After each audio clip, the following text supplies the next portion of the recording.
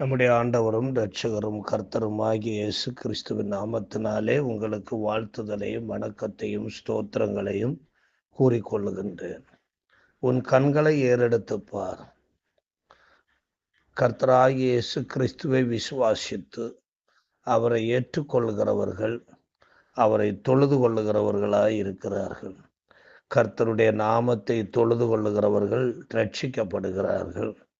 அவரை தொழுது கொள்ளுகிற ஒவ்வொருவருக்கும் அவர் ஐஸ்வர்ய சம்பன்னராக இருக்கிறார். ரோமர் 10 12-13 யூதன் என்றும் கிரேக்கன் என்றும் வித்தியாசமே இல்லை. எல்லாருக்கும் கர்த்தரானவர் தம்மை தொழுது கொள்ளுகிற யாவருக்கும் ஐஸ்வர்ய சம்பன்னராய் இருக்கிறார். ஆதலால் கர்த்தருடைய நாமத்தை தொழுது கொள்ளுகிற எவனும் ரட்சிக்கப்படுவான். கர்த்தர் எல்லாருக்கும் உரியவர். அவரை விசுவாசிக்கிறவர்கள் யாவருக்கும் அவர் உரியவராய் இருக்கிறார். அவரை விசுவாசித்து ஏற்றுக்கொண்டு அவரை தொழுது கொள்வோருக்கு அவர் தம்மை மிகவும் பெரியவராக காண்பிக்கின்றார், வெளிப்படுத்துகின்றார். மிகவும் பெரியவராயிருந்து பெரிய பெரிய காரியங்களை செய்கிறவராயிருக்கிறார். ஏராளமாய் கொடுக்கிறவராய் இருக்கிறார். தாராளமாக கொடுக்கத்தக்கதான எல்லாவற்றையும் உடையவராகவே அவர் இருக்கிறார். அவருடைய ஐஸ்வர்யத்தின் பெருக்கம் எவைகளிலெல்லாம் வெளிப்படுகிறது என்று நாம் புதிய ஏற்பாட்டை நாம் வாசிக்கும் பொழுது ரோமர் 2 நாம் வாசிக்கையில், தேவ தயவு நீ குணப்படும்படி உன்னை ஏவுகிறதென்று அறியாமல் அவருடைய தயவு, பொறுமை, நீடிய சாந்தம் இவைகளின் ஐஸ்வர்யத்தை நீ அசட்டை பண்ணுகிறாயா என்று பவுல் கேட்கிறார். அதாவது தேவனுடைய தயவு, பொறுமை, நீடிய சாந்தம் போன்றவைகள் ஐஸ்வர்யமா உள்ளவைகளாக இருக்கிறது, மிகவும் பெரியவைகளாய் இருக்கிறது. ஒரு மனிதன் குணப்படுவதற்கு, மனம் திரும்பி தேவனுடைய பிள்ளை ஆவதற்கு இது மிகவும் பெரியதாய் வைக்கப்பட்டிருக்கின்றது. ரோமர் 9 நாம் வாசிக்கும் பொழுது, தாம் மகிமைக்காக எத்தனமாக்கின கிருபா பாத்திரங்கள் மேல் தம்முடைய மகிமையின் ஐஸ்வர்யத்தை தெரியப்படுத்தவும் சித்தமாய் அழிவுக்கு எத்தனமாக்கப்பட்ட கோபாக்கனை பாத்திரங்கள் மேல் மிகவும் நீடிய சாந்தத்தோடு பொறுமையாய் இருந்தாரானால் உனக்கு என்ன என்று இங்கே பவுல் கேட்கிறார். அதாவது அழிவுக்கு எத்தனமாக்கப்பட்ட கோபாக்கனை பாத்திரங்கள் மேல தேவன் இன்னும் தம்முடைய பொறுமையை காண்பிக்கிறார் என்றால், அவருடைய மகிமையின் ஐஸ்வர்யத்தை தெரியப்படுத்துவதற்காகவே இவ்விதமாய் பொறுமையாயிருந்து அவர்களை இன்னும் தண்டிக்காமல் வைத்திருக்கிறார்கள். அவர்கள் மனம் திரும்பும்படியான வாய்ப்பை அவர்களுக்கு கொடுத்திருக்கிறார். இதனை எபேசியர் 3 நாம் பார்க்க முடியும்.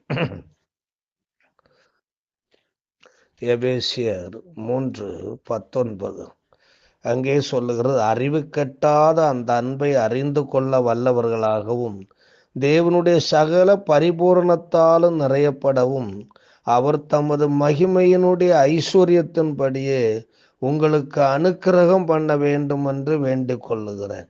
மகிமைக்கு உரியவர்களாய் நாம் மாறுவதற்காக அந்த மகிமையின் ஐஸ்வர்யத்தை ஆண்டவர் காண்பிக்கின்றார். யார் மேல காண்பிக்க முடியும்? செத்தழிந்து கொண்டிருக்கிற மனுஷனை மீட்டு அவனை மகிமைக்குரிய ஒரு பாத்திரமாக மாற்றுவதுதான் தேவனுடைய சித்தம். கொலோசியர் 1 நாம் வாசிக்கும் போது, புறஜாதிகளுக்குள்ளே விளங்கிய இந்த இரகசியத்தில் உள்ள மகிமையின் ஐஸ்வர்யம் இன்னதென்று தேவன் தம்முடைய பரிசுத்தவான்களுக்கு தெரியப்படுத்த சித்தமானார். கிறிஸ்துவானவர் மகிமையின் நம்பிக்கையாக உங்களுக்குள் இருப்பதே அந்த இரகசியம் என்று சொல்லப்பட்டிருக்கிறது.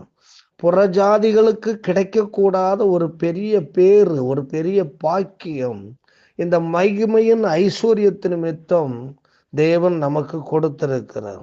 ஆகையினாலே அந்த மகிமையின் நம்பிக்கையாக அந்த மகிமைக்கு உரியவர்களாய் நாம் மாற வேண்டும் அல்லவா? அவ்விதமான ஒரு ஸ்டேட்டஸுக்கு நாம் கடந்து போவதற்கு இந்த கர்த்தராகி இயேசு கிறிஸ்துவானவர் நமக்குள்ளே நிலை கொண்டு இருக்கிறார். நம்மை அந்த மகிமைக்கு நேராக நடத்தும்படியாய் நமக்குள் வாழ்கிறார் என்று அவர் சொல்லுகிறார். 2 கொரிந்தியர் 8ஆம் அதிகாரம் 9ஆம் வசனத்தை நாம் வாசிக்கும் பொழுது இப்படி வாசிக்கின்றோம். நம்முடைய கர்த்தராகிய இயேசு கிறிஸ்துவின் கிருபையை அறிந்திருக்கிறீர்களே, அவர் ஐஸ்வர்யம் உள்ளவராய் இருந்தும் நீங்கள் அவருடைய தரித்திரத்தினாலே ஐஸ்வர்யவான்களாகும்படிக்கு உங்கள் நிமித்தம் தரித்திரரானார். நம்மையெல்லாம் ஐஸ்வர்யவான்களாய் மாற்றுவதற்காக ஐஸ்வர்யம் உள்ள இவ்வளவு மேன்மையான மகத்துவமான ஐஸ்வர்யங்களை எல்லாம் கொண்டிருக்கிற அவர் எல்லாத்தையும் துறந்து இந்த பூமியில வந்து ஒரு தரித்திர கோலமாக ஒரே ஒரு சின்ன துண்டு துணிதான் அவருக்கு கிடைத்தது. அப்படி சிலுவையிலே அவர் அடித்து தொங்க விடப்பட்டார். யாருக்காக? நம்மை எல்லாம் அந்த மகிமையின் ராஜ்யத்திலே ஐஸ்வர்யவான்களாய் நாம் ஒவ்வொருவரும் அவரோடு அன்றாடம் என்றென்றும் வாழ்ந்து கொண்டிருப்பதற்காகவே. எபேசியர் 1ஆம் அதிகாரம் 7ஆம் வசனத்தை நாம் வாசிக்கும் பொழுது, அவருடைய கிருபையின் ஐஸ்வர்யத்தின்படியே இவருடைய இரத்தத்தினாலே பாவ மன்னிப்பாகிய மீட்பு இவருக்குள் நமக்கு உண்டாயிருக்கிறது. அப்ப அந்த கிருபையின் பெருக்கம், கிருபையின் ஐஸ்வர்யம்தான் பாவ மன்னிப்பாகிய மீட்பை நமக்கு கொண்டு வந்தது.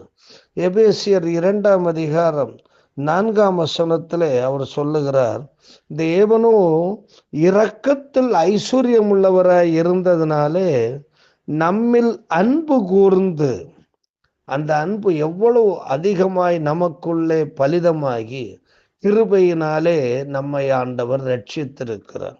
அப்போ தேவனோ இரக்கத்தில் ஐஸ்வர்யம் உள்ளவர், தாராளமான இரக்கத்தை உடையவராய் இருக்கிறார். அந்த இரக்கத்தின் அடிப்படையிலே தான் கிருபையினாலே நாம் மீட்கப்படும்படியாய் இடம் உண்டாக்கினார். 2ஆம் அதிகாரம் 6ம் 7ம் வசனத்தை நாம் வாசிக்கும் பொழுது, கிறிஸ்து இயேசுவுக்குள் அவர் நம்மிடத்தில் வைத்த தயவினாலே தம்முடைய கிருபையின் மகா மேன்மையான ஐஸ்வர்யத்தை வருங்காலங்களில் விளங்க செய்வதற்காக கிறிஸ்து இயேசுவுக்குள் நம்மை அவரோட கூட எழுப்பி உன்னதங்களிலே அவரோட கூட உட்காரவும் செய்திருக்கிறார். தேவனோடு கூட தேவனுடைய வலது பாரசத்திலே சிங்காசனத்திலே உட்கார்ந்து கொண்டிருக்கிறார். ஏன்னா நமக்கு வாக்கு கொடுத்திருக்கிறார் இல்லையா?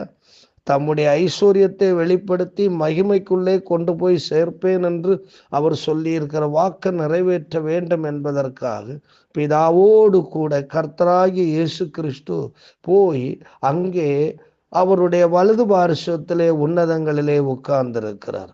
ஏற்ற நாள் வரும்போது அவர் வந்து நமக்கு கொடுத்த வாக்கை நிறைவேற்ற நம்மை அழைத்து செல்லுவார். எபேசியர் 3ஆம் அதிகாரம் 8ஆம் வசனம் சொல்லுகிறது, பரிசுத்தவான்கள் எல்லாரிலும் சிறியவனாகிய நான் கிறிஸ்துவனுடைய அளவற்ற ஐஸ்வர்யத்தை புறஜாதிகளிடத்தில் சுவிசேஷமாய் அறிவிக்கிறதற்காக இந்த கிருபை எனக்கு அளிக்கப்பட்டிருக்கிறது. ஒரு மிகவும் கொடுமையான பெரிய தேவனுக்கு பிரியமில்லாத காரியத்தை செய்த ஒரு பவுலை ஆண்டவர் ரட்சித்து தம்முடைய கிருபை அவன் மேல காண்பிச்ச காரணம், புறஜாதி மக்களாகிய நம் ஒவ்வொருவருக்கும் தேவனுடைய அளவற்ற ஐஸ்வர்யத்தை நம்மிடத்திலே கொண்டு வந்து காண்பித்து நம்மை தேவனுடைய ராஜ்யத்திற்கு நேராய் மனம் திரும்ப பண்ணுவதற்காகத்தான் பவுலை ஆண்டவர் இவ்விதமாய் புறஜாதி மக்கள் மத்தியிலே ஊழியக்காரராக தெரிந்து கொண்டார். பிலிப்பியர் 4ஆம் அதிகாரம் 19ஆம் வசனத்தை வாசிக்கும் பொழுது, என் தேவன் தம்முடைய ஐஸ்வர்யத்தின்படி உங்கள் குறைவையெல்லாம் கிறிஸ்து இயேசுவுக்குள் மகிமையிலே நிறைவாக்குவார். இப்படி அவர் நிறைய ஐஸ்வர்யம் உள்ளவராய் இருக்கிறார் என்று காண்பிச்சிருக்கு இல்லையா? இந்த ஐஸ்வர்யத்தை அவர் மகிமையிலே நாம கொண்டு போய் சேர்க்கும் பொழுதுதான் நிறைவாக நம்மிலே அது விளங்கும். அப்பொழுதுதான் ஆதியிலே இழந்த அந்த மகிமையின் சாயலை நாம் உடையவர்களாயிருப்போம். அதுதான் எல்லா ஐஸ்வர்யத்திலும் மேன்மையான ஐஸ்வர்யம், அந்த மகிமையின் சாயலை நாம் அடைவது. கொலோசியர் 2 அதிகாரம் 1 வாசிக்கும் போது, அவருக்குள் ஞானம், அறிவு என்பவைகளாகிய பொக்கிஷங்கள் எல்லாம் அடங்கி இருக்கிறது. அப்போ அவருக்குள்ளே நாம் நிலை கொண்டு வாழ்வோம் என்றால், அவருடைய ஞானம், அறிவு என்பவைகளாகிய பொக்கிஷங்கள் இந்த பூமியிலே நமக்கு விளங்கும். அவைகளோடு அவருடைய ராஜ்யத்துல, மகிமையின் ராஜ்யத்துல பிரவேசிப்போம். அவரை நோக்கி கூப்பிடுவதினாலோ, அவரை தொழுது கொள்வதினாலோ அவர் தமது ஐஸ்வர்யத்தை விளங்கச் செய்கிறார். அவரை தொழுது கொள்வோர் ரட்சிப்பை பெறுகிறார்கள். அவரை தொழுது கொள்ளாதோர் அவரோடு உள்ள உறவை இழந்து ஏராளமான நன்மைகளை இழக்கிறவர்களாய் இருக்கிறார்கள். இந்த பூமிக்குரிய நன்மைகள் எல்லாம் அழிந்து போகும். ஆனால் பரத்துக்குரிய நன்மைகள் தான் இவைகளை விடவும் ஐஸ்வர்யமிக்கவைகளாயிருக்கிறது. ஆதியிலே ஏதேன் தோட்டத்தில் இருந்தவைகள் எல்லாம் அவைகள்தான். அவைகளை திரும்பவும் தேவன் நமக்கு தருவதற்கு சித்தமுள்ளவராயிருக்கிறார். ஆகையினாலே எப்பொழுதும் அவரை நோக்கி கூப்பிடுகிறவர்களாகவும் அவரை தொழுது கொள்ளுகிறவர்களாகவும் இருப்போம். அன்பு நிறைந்த ஆண்டவரே, இந்த காலை வேளைக்காக உம்மை நன்றியோடு உம்மை நாங்கள் ஸ்தோத்திரிக்கிறோம். ஆண்டவரே, உம்முடைய மகிமையின் ஐஸ்வர்யம் ஆண்டவரே நாங்கள் அடைவதற்கு இந்த பூமியில உம்முடைய ஐஸ்வர்யத்தை எங்கள் மத்தியிலே நீர் வெளிப்படுத்தி அந்த மகிமைக்குரிய மக்களாக வாழ அங்கே எங்களை கொண்டு போய் சேர்க்க நீங்கள் ஆண்டவரே ஊழியர்களை ஏற்படுத்தி தேவன் தம்முடைய பணிகளை செய்து வருகிறீர் என்பதை நாங்கள் அறிந்து விசுவாசித்து ஆண்டவரே உம்மை நோக்கி எப்பொழுதும் நாங்கள் கூப்பிடுகிறவர்களாகவும் உம்மை தொழுது கொள்ளுகிறவர்களாகவும் இருக்க எங்களுக்கு உதவி செய்யும். இயேசு கிறிஸ்துவின் மூலம் கேட்கிறோம் இரக்க நிறைந்த பரமபிதாவே. ஆமென். God bless you.